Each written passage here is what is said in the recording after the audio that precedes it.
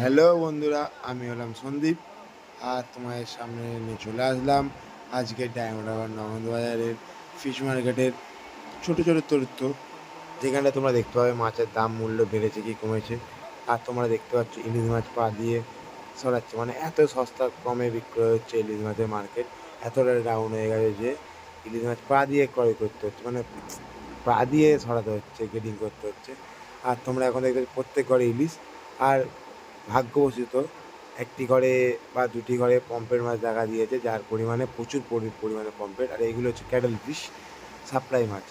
আর তোমরা এখন প্রত্যেক ঘরে ইলিশ মাছ দেখতে পাবে। আর এখন আমার মার্কেট টাইমে, পারচেস টাইমে এখন আমার কাঁকড়া রেট আছে, যার জন্য আমি কাঁকড়ার ভিডিওটা করতে পারলাম। কীভাবে কাঁকড়া ওজন হয়, পারচেস হয়, এটাই তোমাদের দেখাবো। আর কী কী রকম কাঁকড়া আছে তোমাদের কাছে সব ভিডিওটা দেখাবো। কিন্তু তার আগে আমাদের সাথে পুরো ভিডিওটা দেখবে।